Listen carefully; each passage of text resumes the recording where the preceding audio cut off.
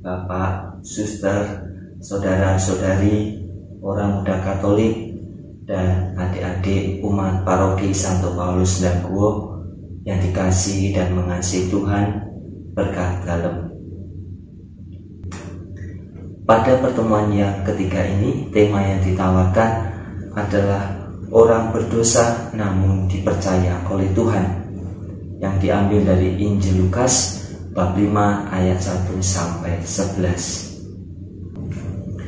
Mari kita siapkan hati dan pikiran kita supaya kita dapat mengikuti rangkaian pendalaman bulan kitab suci nasional di pertemuan yang ketiga. Mari kita hening sejenak. Dalam nama Bapa dan Putra dan Roh Kudus. Amin. Tuhan beserta kita sekarang dan selama-lamanya. Ibu, bapak, suster, saudara-saudari, orang muda Katolik, dan adik-adik yang dikasihi dan mengasihi Tuhan, kita telah memasuki pertemuan yang ketiga di bulan kitab suci nasional. Pada pertemuan yang ketiga ini kita diajak untuk mendalami kebenaran iman kita, yaitu kita diingatkan kita sebagai orang berdosa namun dipercaya oleh Tuhan. Kita dapat belajar dari pengalaman panggilan Petrus dan kawan-kawannya dalam Injil Lukas bab 5 ayat 1 sampai dengan 11. Kita diajak untuk mengenal Yesus Kristus Tuhan kita dan mengenal diri kita di hadapannya. Maka marilah kita membuka hati kita bagi sabda Tuhan yang akan kita dengarkan dalam pertemuan PKSN yang ketiga ini. Karena itu mari kita hening sejenak, memeriksa hati dan budi kita supaya kita sungguh layak di hadapan Tuhan. Mari kita hening sejenak. Tuhan Yesus Kristus, Engkau diutus menyembuhkan orang yang remuk redam. Tuhan, kasihanilah kami. Tuhan, kasihanilah kami. Engkau datang memanggil orang yang berdosa. Kristus, kasihanilah kami. Kristus, kasihanilah kami. Engkau duduk di sisi Bapa sebagai pengantara kami. Tuhan, kasihanilah kami. Tuhan, kasihanilah kami. Semoga Allah yang Maha Kuasa mengasihi kita, mengampuni dosa kita, dan mengantar kita ke hidup yang kekal. Amin. Marilah kita berdoa. Ya Allah yang Maha Rahim, kami bersyukur atas kasih setiamu yang senantiasa menyertai kami, khususnya di saat kami berada dalam kesulitan hidup. Terima kasih karena pada kesempatan ini Engkau telah mengumpulkan kami kembali sebagai saudara seiman. Kami hendak membaca dan merenungkan sabda. Terangi kami semua dengan kuasa Roh Kudus-Mu, agar kami dapat memahami kebenaran sabda-Mu, agar kami pula dapat mengatur hidup kami seturut kehendak-Mu. Demi Kristus Tuhan dan pengantara kami, yang hidup kini dan berkuasa sepanjang segala abad. Amin. Mari kita dengarkan bacaan kitab suci dari Injil Lukas bab 5 ayat 1 sampai dengan 11. Pada suatu kali, Yesus berdiri di pantai Danau Genesaret. Sedang orang banyak mengerumuni dia hendak mendengarkan firman Allah. Ia melihat dua perahu di tepi pantai. Nelayan-nelayannya telah turun dan sedang membasuh jalannya. Ia naik ke dalam salah satu perahu itu, yaitu perahu Simon, dan menyuruh dia supaya menolakkan perahunya sedikit jauh dari pantai. Lalu ia duduk dan mengajar orang banyak dari atas perahu. Setelah selesai berbicara, ia berkata kepada Simon, "Bertolaklah ke tempat yang dalam dan tebarkanlah jalamu untuk menangkap ikan." Simon menjawab, "Guru, telah sepanjang malam kami bekerja keras dan kami tidak menangkap apa-apa. Tetapi karena Engkau menyuruhnya, aku akan menyebarkan jala juga." Dan setelah mereka melakukannya, mereka menangkap sejumlah besar ikan, sehingga jala mereka mulai koyak. Lalu mereka memberi isyarat kepada teman-temannya di perahu yang lain, supaya mereka datang membantunya. Dan mereka itu datang, lalu mereka bersama-sama mengisi kedua perahu itu dengan ikan hingga hampir tenggelam. Ketika Simon Petrus melihat hal itu, ia pun tersungkur di depan Yesus dan berkata, "Tuhan, pergilah daripadaku, karena aku ini orang berdosa." Sebab ia dan semua orang yang bersama-sama dengan dia takjub oleh karena banyaknya ikan yang mereka tangkap. Demikian juga Yakobus dan Yohanes, anak-anak Zebedeus, yang menjadi teman Simon. Kata Yesus kepada Simon, "Jangan takut, mulai dari sekarang engkau akan menjala manusia." Dan sesudah mereka menghela perahu-perahunya ke darat, mereka pun meninggalkan segala sesuatu lalu mengikuti Yesus. Demikianlah Injil Tuhan. Terpujilah Kristus. Ibu, bapak, saudara-saudari, orang muda Katolik, dan adik-adik yang dikasihi dan mengasihi Tuhan, pada pertemuan ketiga PKSN kali ini kita akan bersama-sama mendalami Injil Lukas bab 5 ayat 1 sampai 11 tentang orang berdosa namun dipercaya oleh Tuhan. Injil Lukas mengisahkan tentang panggilan para murid Yesus di Danau Genesaret. Mulanya Simon Petrus itu mengenal Yesus sebagai guru yang dikagumi oleh banyak orang. Dan ketika Yesus berada di pantai Danau Genesaret, begitu banyak orang mendengarkannya sampai-sampai ia harus naik ke perahu dan mengajar di atas perahu. Yesus pun mengajar di atas perahu milik Simon Petrus. Selain itu, menjadi aneh bagi Simon Petrus ketika Yesus menyuruhnya bertolak ke tempat yang dalam dan menebarkan jala untuk menangkap ikan. Sebab sudah sepanjang malam ia menebarkan jala tanpa menangkap seekor ikan pun. Sebagai seorang nelayan profesional, Simon Petrus tahu bahwa jika kegiatan menjala ikan pada malam hari saja tidak menghasilkan, apalagi jika hal itu dilakukan pada siang hari. Namun karena rasa hormatnya kepada Yesus dan berkat imannya yang meskipun masih disertai rasa ragu-ragu, Simon Petrus melakukannya juga. Itulah sebabnya ia berkata, "Guru, telah sepanjang malam kami bekerja keras dan kami tidak menangkap apa-apa.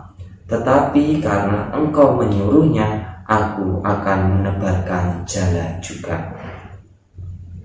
Imannya itu ternyata membawa dampak yang besar bagi pengalaman Simon Petrus selanjutnya.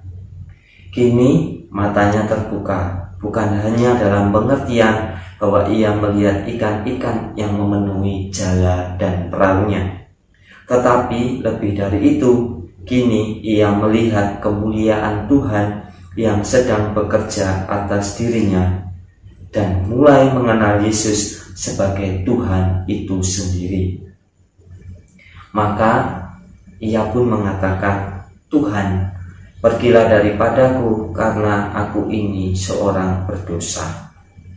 Inilah kata-kata yang diungkapkan Simon Petrus kepada Yesus. Ia merasa diri tidak pantas karena telah menaruh rasa ragu dalam dirinya. Akan tetapi, apa yang terjadi selanjutnya? Yesus berkata kepada Petrus, "Jangan takut, mulai dari sekarang engkau akan menjadi penjala manusia." Ibu, bapak, saudara-saudari, orang muda Katolik dan adik-adik yang terkasih, berdasarkan Injil Lukas tersebut, saya hendak menawarkan 3 pelajaran yang bisa kita renungkan bersama. Yang pertama adalah kesediaan untuk bertolak ke tempat yang lebih dalam.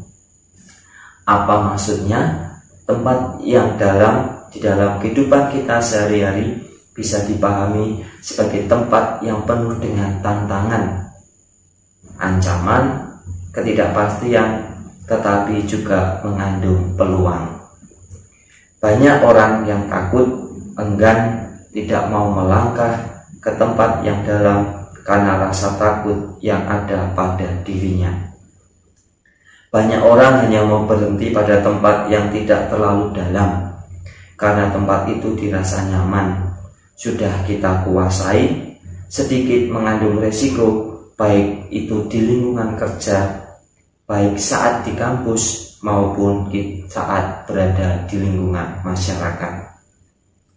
Misalnya, sebagai karyawan, kadang-kadang orang merasa nyaman dengan tugas pekerjaan hariannya, sehingga enggan untuk belajar hal-hal baru untuk mengembangkan kompetensinya.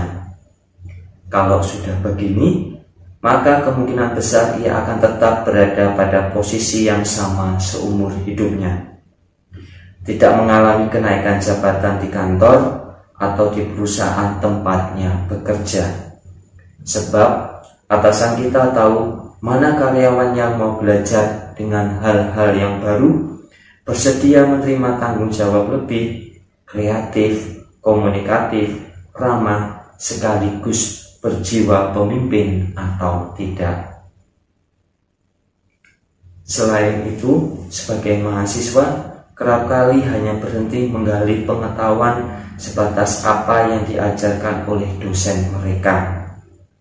Tidak berani untuk mengemukakan pendapat sendiri sebagai akibat dari studi mendalam terhadap materi kuliah yang ia ambil. Karena takut untuk ditentang, tidak disetujui, ditertawakan, atau dianggap tidak berkualitas pemikirannya.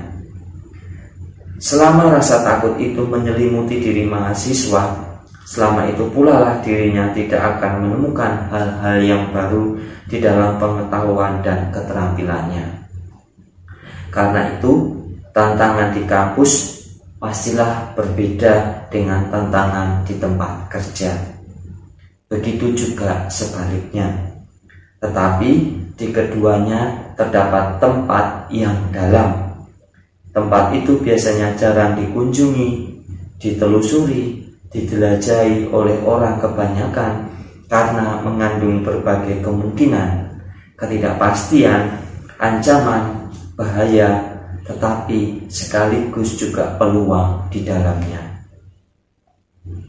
Kemudian pelajaran yang kedua yang dapat kita renungkan adalah kesediaan untuk berbagi hasil tangkapan.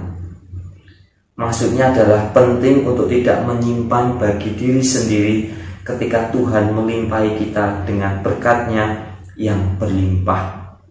Sebab bila demikian, maka jalan kita akan koyak dan perahu kita pun akan tenggelam. Jala dan perahu di sini menggambarkan daya tampung yang dimiliki seseorang atas berkat Tuhan. Kalau di rumah kita terdapat banyak makan, sementara penghuni rumah hanya segelintir orang, alangkah baiknya bila makanan itu dibagi-bagikan kepada anggota keluarga yang lain, kerabat, kenalan, sahabat, teman, tetangga dekat, atau orang-orang yang mungkin pada saat itu belum bisa makan. Karena perut kita tidak akan sanggup menampung makanan dalam jumlah yang sedemikian besar. Perut kita masing-masing memiliki daya tampungnya sendiri-sendiri. Demikian pula halnya dengan berkat Tuhan. Ketika kita bersedia berbagi berkat Tuhan kepada orang lain yang khususnya terkena dampak COVID-19, yaitu dengan cara kita masing-masing, supaya kita tidak akan pernah kekurangan sukacita. Sebaliknya, hati kita akan semakin berlimpah dengan syukur, sebab orang-orang lain pun turut merasakan berkat yang kita terima dari Tuhan. Akibat dari tindakan berbagi ini, kerap kali orang melihat kebaikan Tuhan yang mereka terima melalui diri kita sebagai orang Katolik.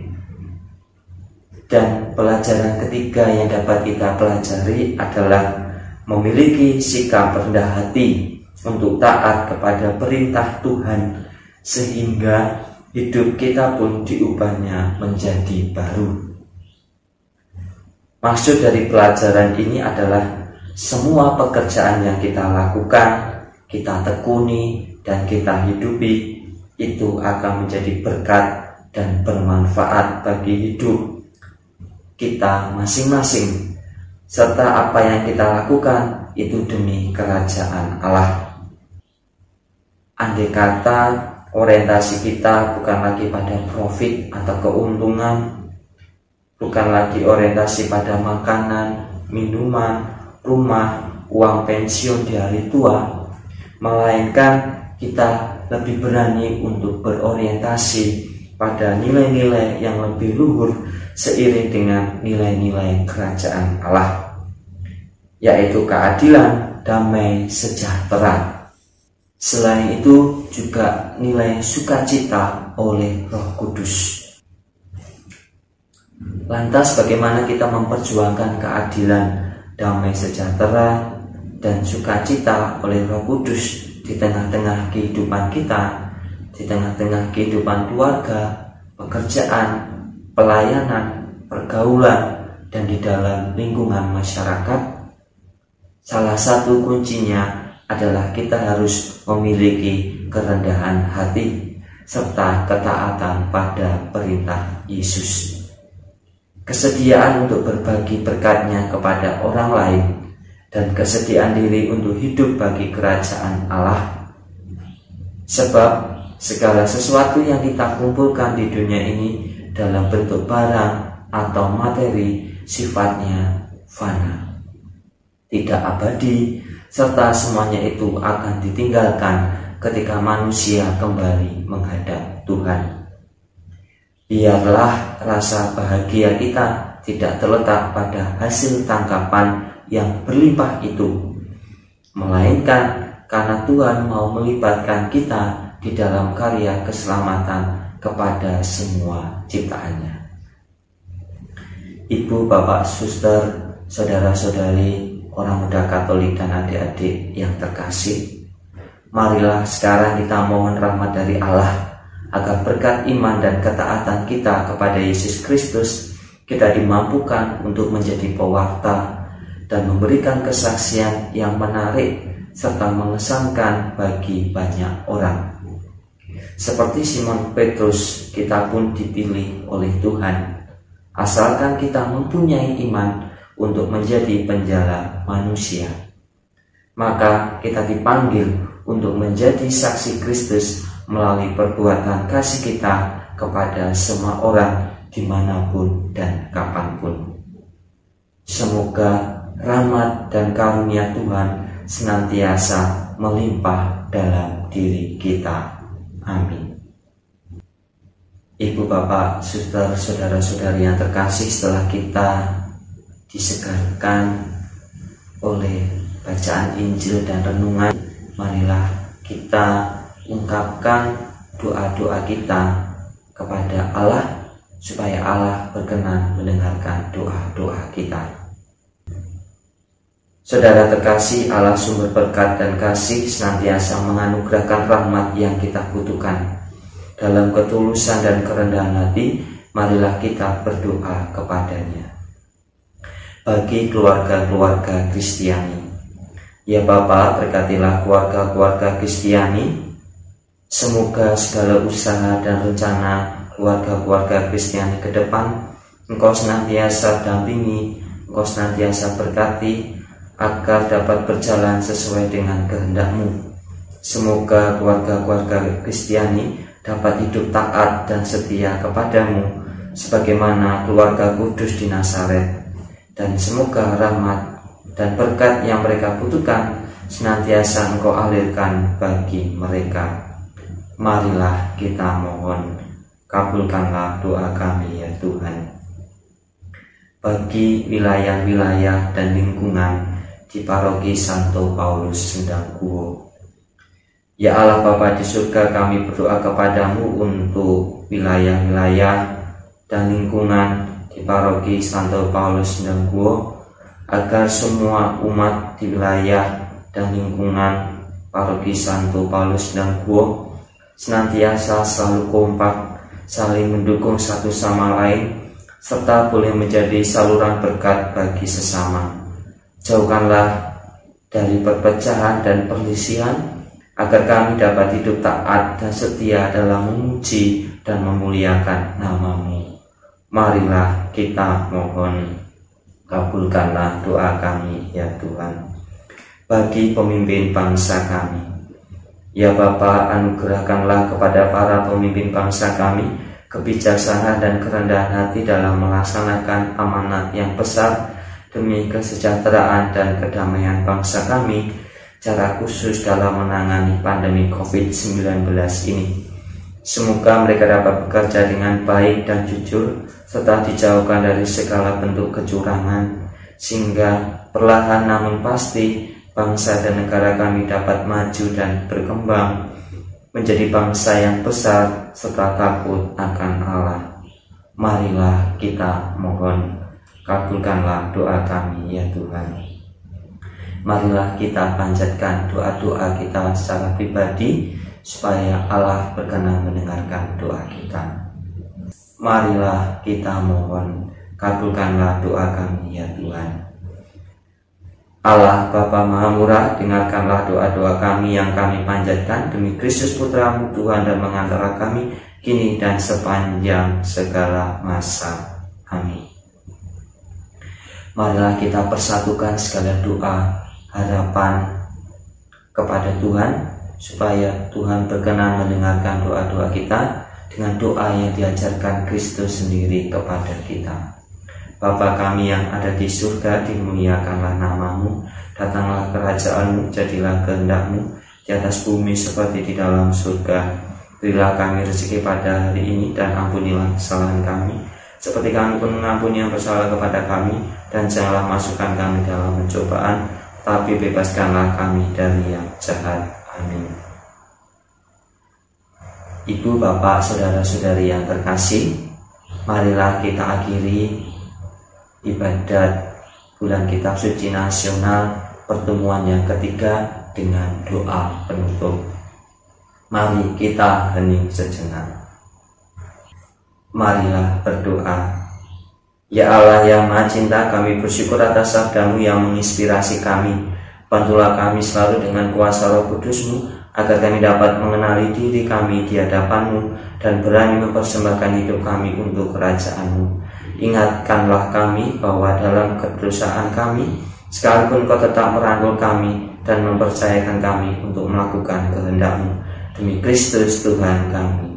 Amin. Dalam nama Bapa dan Putra dan Roh Kudus. Amin.